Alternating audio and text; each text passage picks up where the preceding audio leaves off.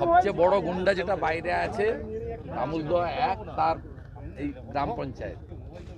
এখানে আমি সভা করে আজকে দেখিয়ে দিয়ে গেলাম, হাজারের উপর লোকাল লোক ছিল, গাড়ি করে আনা লোক। হ্যাঁ, সিপিএম এর সময় কাউকে করতে দিত না, তৃণমূলের সময় কাউকে করতে দিত। সিপিএম এর নেতা গুন্ডাদের বুকের উপরে দাঁড়িয়ে করতে হয়। আমি সরবেড়িয়েতেও গেছিলাম, তো এই জন্য এখানে এসে বলে গেলাম সাবধান। আপনি সিপিএম এর সিনিয়র লিডারদের সম্মান করেন, বারবার বলেছেন, কিন্তু এক্ষেত্রে দাঁড়িয়ে শওকত মোল্লা বা শেখ শাহজাহান এটা তো সব সিপিএম এর প্রোডাক্ট। সিপিএম এর ৭৭-এর নেতা তো এরা ছিল না।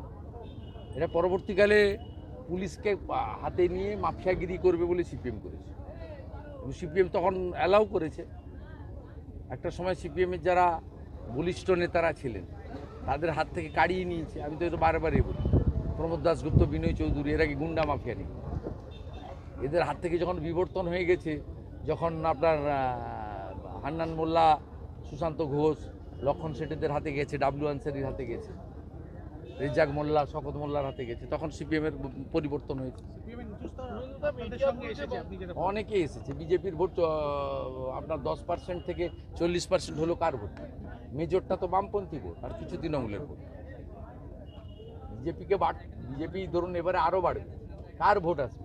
যারা 21-এ মমতা ব্যানার্জিকে দিয়েছিল তারা আমাদের দেবে, যারা ভুল বুঝে বামফ্রন্টকে দিয়েছিল তারাই আসবে, তখনই তো ভোটটা বাড়বে। স্বাভাবিক কথা। দাদা, আজ আবার মমতা বন্দ্যোপাধ্যায় ক্ষোভ প্রকাশ করেছেন। কে?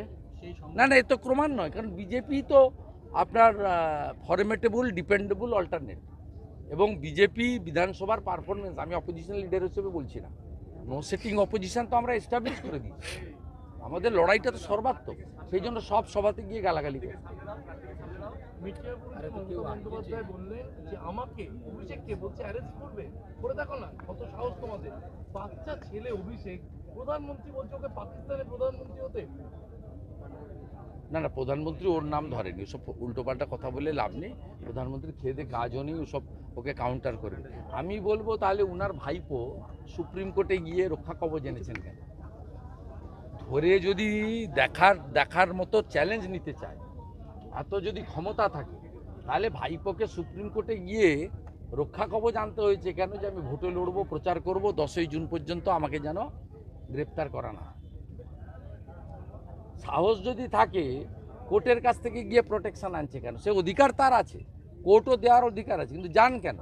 তারপরে এসে বাজারে গরম গরম কথা বলে। দাদা, আজকে বারুইপুরের সভা থেকে মুখ্যমন্ত্রী বলেছেন যে ভোটের আগে আবার শওকত এদেরকে নোটিশ দিয়ে ভয় দেখানোর চেষ্টা করে। এটা নতুন নাকি? এখানকার সব ভাটাতে কয়লা সাপ্লাই দিয়েছে সবাই জানে, পোস্ট পোল ভায়োলেন্সে খুন করেছে সবাই জানে।